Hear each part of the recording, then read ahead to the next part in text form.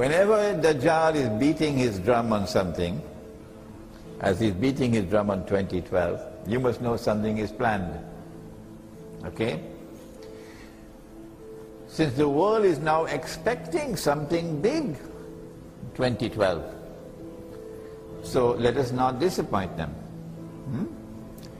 What is it likely to be? I can think of a number of things. I can think, for example, of a nuclear explosion in an American city.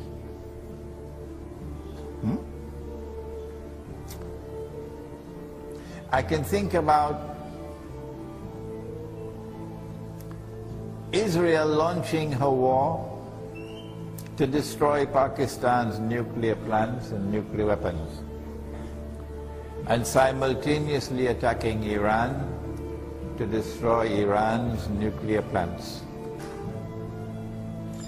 I can think about such an attack leading to regime change in Iran, so that the present government, which I consider to be sincere in its opposition to Israel and in its support for the Palestinian cause, that this government is replaced with a government like Afghanistan, Karzai government. And when that happens, then it will fulfill another hadith about Dajjal. The Prophet said that Dajjal will be followed by 70,000 Jews from Isfahan wearing their Persian shawls. I can think 2012 is the attack on Pakistan will not only destroy its nuclear plants and nuclear weapons, but that they'll have to break up Pakistan to ensure that Pakistan can never rise again and rebuild their nuclear capacity. So one part of Pakistan going to India, Kashmir, one part of Pakistan going to Afghanistan for the greater Afghanistan, Pakhtunistan going to Afghanistan, and the province of Balochistan becoming an independent state. If that happens, then China is finished. China can never again be a superpower once Balochistan becomes an independent state. Why? Because there's a Chinese-built port on the Balochistan coast facing the Gulf of Oman at a place called Gwadar. The Chinese intend, and the Pakistanis have now agreed, that Gwadar will become a naval port, not just a port, a naval port.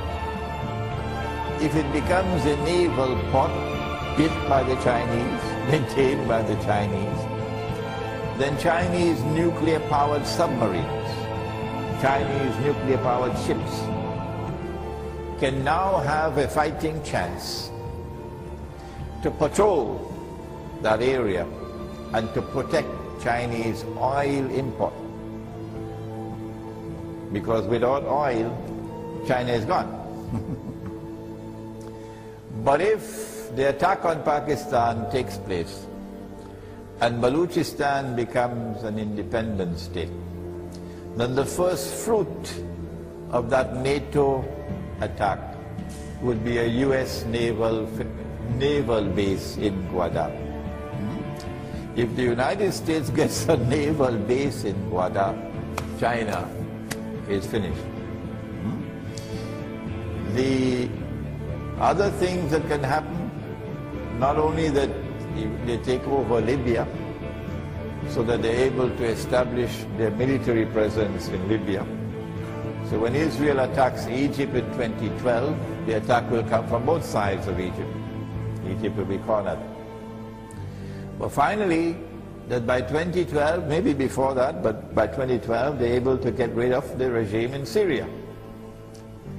And the Arabs who are now fighting, like they did in the First World War, and they were deceived, fighting in the First World War in the British Army for freedom.